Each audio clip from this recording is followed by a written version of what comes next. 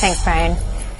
Have you ever gotten junk mail and wondered how'd they get my name? How'd they find my house? It's no secret, so companies are quietly collecting and selling our information to the highest bidder. But what kind of information exactly are they collecting? My next guest, Mike Say, lost his daughter Ashley in a horrific car crash last year.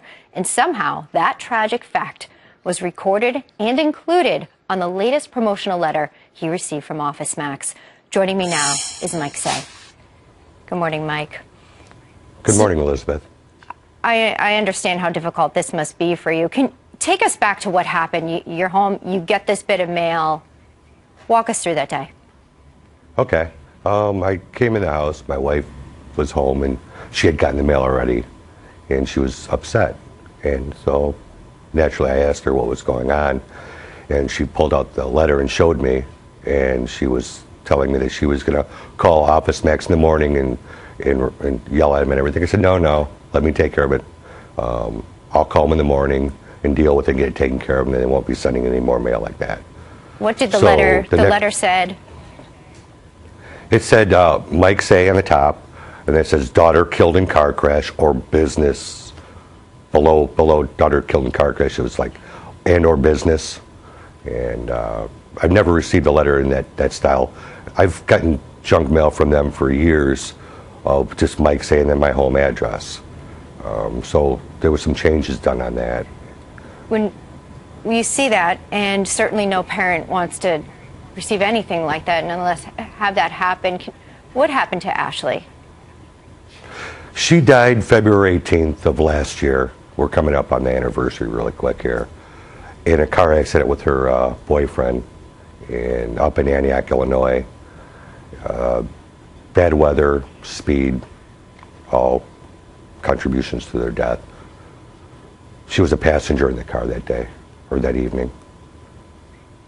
And you get this bit of mail, and your daughter, who is exceptional, I'm sure in your heart and mine, is listed simply as that, as we saw in the envelope, and I won't repeat it now. There is a statement that we're just going to read from OfficeMax now. It says the letter was, quote, a result of a mailing list rented through a third-party provider. We are deeply sorry. Mike, does that make you feel better? Does it give you and your wife peace? I know she was so upset when she received that description of Ashley. You know what? They called late last night at 9:30 in the evening after they found out that I was coming on Fox News somehow. I guess Fox would have talked to them yesterday asking for a response. They called late last night in a conference call and talking to one of the executives, Deb D. Connor, called in a conference call with some other people on the line and was talking to my wife and gave her apologies. And my wife asked her if or why they had this kind of information. Sure. And her answer was, that it was computer error. Is that good enough for you? Well, then it went on from there. My wife then asked her, well, why do you have this information? And she explained that it was a computer error.